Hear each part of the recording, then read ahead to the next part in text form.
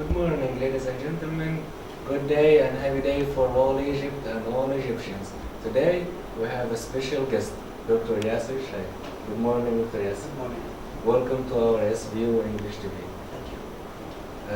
Today, ladies and gentlemen, Dr. Yasser Elshayeb was here in South Valley University. He was with President Abbas Mansour, the president of South Valley University. Dr. Yasser, at the beginning, we would like to welcome you. Could you please tell us how did you begin your day with Professor Abbas Mansour? Good morning. Today we started with a meeting with Professor Abbas Mansour and some of the officials of the university because I was presenting to them our initiative at the Bibliotheca Alexandrina called Embassies of Knowledge, which is an initiative started in 2010, and with an objective to create embassies for the Bibliotheca Alexandrina, for the Library of Alexandria, inside all Egyptian universities. So I was giving a presentation about this ambitious project for them. So embassies, it's a strange word.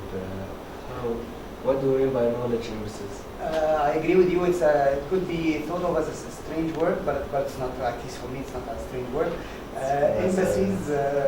Embassies, because we believe that there is a lot of knowledge and know-how and information and databases and knowledge that exist inside the Library of Alexandria, Alexandrina in our jargon, and we would like to disseminate this knowledge to the Egyptian public. So Egyptian share it with all Egyptians, not just Alexandria. Yes, we want to share it with everyone, not only with Alexandria. So we thought about that. Usually, when you live in a country and you want to deliver messages to another country, you can send an envoy, a person to give the message, or you can have a permanent embassy, in this case, in that country, with a person that knows very well Egypt, in our case, and that is giving information about Egypt to the other countries. So we thought about it the same way, that we create embassies inside the Egyptian universities, and inside those embassies there will be people who are very well trained, who are the ambassadors of the Library of Alexandria, who know how to give knowledge and disseminate knowledge about what's going on at the Bibliotheca Alexandria. So we can say that this is the main aim or the main goal of the services? Yes, this is the main aim, is to share with all Egyptians? Exactly, share with all Egyptian youth or Egyptians in general the knowledge and the information that exists inside the Bibliotheca Alexandria. So can you give us please some details about the meeting with Professor Abbas Mansour? Well, I think the meeting went very, very, very well. I already briefed Professor Abbas about the initiatives several times ago, a long time ago. And today was the date where we meet and decide what we do next. So today we agreed that about the place of the embassy, for example, here in South Valley. It will be in this building. It will be on the first floor, and we will send our engineers and technicians with all necessary equipment in order to be installed. So we agreed on that. We agreed briefly on what will be the services that will be available inside this embassy. And we also agreed that there will be a program of training for some of the staff of the university inside to know how to deal with it. To know how to deal with it, to know how to operate it actually afterwards. So all of this we agreed upon today. So I can say that today is for me a great day, a great start for the South Valley University Embassy of Knowledge. I actually was in that meeting. I loved it so much. It was so great, actually. Thank you. Well, how can I, as a student, benefit from this project? You as a student have all the opportunity to benefit from all the resources that exist within the library. Our object, You mean that Alexandria will be here with me? Exactly. The objective is to have a computer that is here inside this building or inside the antenna in South Valley University, and this computer is as well connected, as well accessible, as well resourceful as any computer that exists in Alexandria. Yes, yes. We don't create the network because the network already exists. We use already existing networks of communication. We put those computers, we connect them in a way, in a very secure way with usernames and passwords and so on.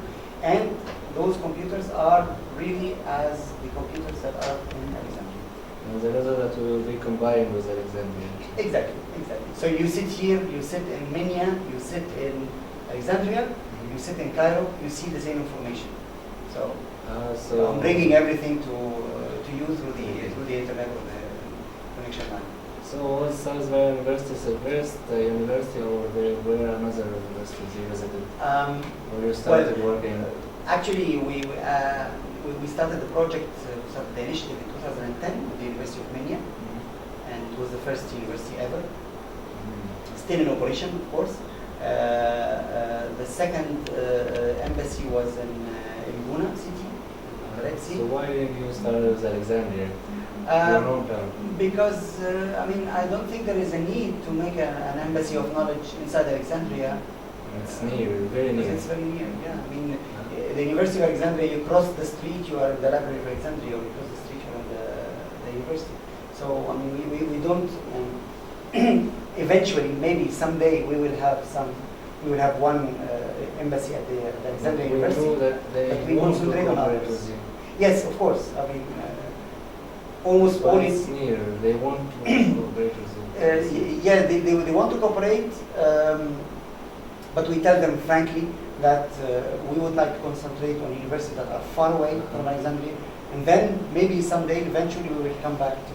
So the University of Alexandria will be easier as it is near. Yeah. You have to concentrate on other universities on other far universities, of course. So continue. The other universities we have embassies now up and running are Fayoum University, Banha University, Zagazig University. Currently we are working on the installation at Mansoura University. Then there are some universities in the pipeline. We have Suez University coming, we have Aswan University coming. Afterwards there will be Port Said and Kafr Sheikh on the same line. Of course. Ain Shams, I would put it on the second phase or third phase, because as well it's a big university. If you compare the need for a university like South Valley or Sohag or Minya, we believe that it's more than Ain Shams or Cairo or Ikhwan. So we started with the most needed universities. Exactly. So please tell us the stages of this project. How will the steps? The steps, as I said, we have now like 6 embassies in operation. By the end of the year, I expect that we have like 16, because things are really advancing. By April 2016, we will have at least 20, maybe 25 embassies. Because we don't work only, also this is something important, we don't work only with universities, but we work also with research centers, with what's called the regional branches of the Academy of Scientific Research and Technology. So we work with them, we have an agreement between the Bibliotheca Alexandrina and the Academy of Scientific Research and Technology to create embassies of knowledge in 7 branches all over the region. Sohag, Tanta, Ismailia, New Valley, and Dumyat, I think Marsa Matruh as well. And then we have also an agreement with the Ministry of Education to create embassies of knowledge within the exploration centers that belongs to the ministry. So as well, we will have like 6 embassies with the Ministry of Education, 7 embassies with the Ministry of Scientific Research, and then the universities that we have worked on. So the number is really growing fast now.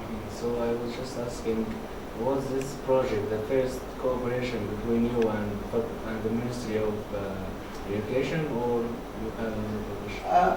We have a lot of cooperation agreements running with various ministries of Egypt. At the end of the day, the Bibliotheca Alexandria is a governmental institution. It's not private. So we have a lot of cooperation. But on the subject of the embassies of knowledge, it is the first agreement to be signed. It was signed 8 months ago. So, what are the future plans for this project? Future plans is covering all Egypt, covering not only universities and research centers, but maybe private universities, maybe libraries, maybe I don't know, cultural centers, whatever. Then within 2016 we will develop a plan on how to go outside Egypt. We didn't want to go to the Arab world and the whole world. And the whole world. We didn't want to do that at the beginning because we believe that it's more important to focus on Egypt. This is where the need is, and we need to show the people the effect of the Bibliotheca Alexandrina, Library of Alexandria. But in 2016, when we will be confident that what we are doing in Egypt is gaining momentum, is growing, we have a good number, we will put a plan for how to go beyond Egypt. Things that people will understand the value of your Of course. And it's really a domino effect. I mean, you go to a university, you do something, and then when you go to the other university, they see what you have done in the first one, and they want to do the same, and they add something, and then you add, and then you add. So it's a learning, for us, it's a learning process, and it's a growing process as well. So it was a question actually that I will ask you later. Why do you call it emphasis? It's strange in my mind. Because, it has, because we wanted it to be really the center where people come to know about the Library of Alexandria. It's the window of information. So, if you want to know something about, about South Africa, you will go to the South African embassy in Cairo, and you will ask them, give me a brochure, what do you do, what is this country, what do you do in this country, what language do you talk, and so on. So we would like this to be almost the same. So you go to the embassy, you tell them, what do you do at the Bibliotheca Alexandrina? How can you help me? How can I benefit from your services? How can I do this and that? So this is why we call it embassy. So let's move to the Library of Alexandria. Actually, I didn't visit it for even one time. You should be ashamed. You should go. You should go. I'm sorry, but unfortunately I didn't visit. I spent all my time in Cairo and here in Kenya, but I didn't visit Alexandria actually. You should go. It's a lovely place. A lot of resources, a lot of information. And Please tell me more. I am excited to see this place. A lot of things are happening within the Bibliotheca. During the last year, we had something like, I think, 2,000 events going within the library. This means that every day there's at least 4 events. Yeah, there's at least 4 events that are going simultaneously in the library. Be it someone speaking, a speaker, a professor, a person, a Nobel holder, someone is speaking, is giving knowledge to people. It could be in the form of debate between people, workshop. We are speaking about something, we are debating something, be it on democracy, be it on religion, be it on science, be it on technology, be it on whatever. We have a lot of children coming to learn about science, about technology, because we have what is called the Planetarium Science Center. So it's a science center within the Bibliotheca Alexandria that teaches young students and young children what's science and how to be interested in science. This is something that I didn't have at my time, but my children will. Your children definitely will have the chance to see that. There's a lot of museums. There is an antiquity museum within the Bibliotheca of Alexandria that you can see a lot of original artifacts inside the library. Of course, I will not speak about paintings and sculptures, and a lot of those are within. Doctor, you made me ashamed. within Really, you made me ashamed. And then come conferences. I mean, a lot of conferences, a lot of big conferences that happens in Egypt are held at the Library of Alexandria. So it's a place where people meet, where people mingle together, where people learn from each other, of course. And we would like to give the opportunity not only for those who are present in Alexandria to see it, but also for those outside Alexandria to see it. So when you start working in the Library of Alexandria? I started working with the library in 2012. It's been like 5 years, 3 years now that I'm there. At the beginning, I was in one of the very most prestigious and very important centers called the Center for the Documentation of Cultural and Natural Heritage, where we are working on how to document Egyptian heritage, Egyptian pride. You go to this place, you feel that you are proud to be Egyptian, because Egypt, there's a lot of Egypt.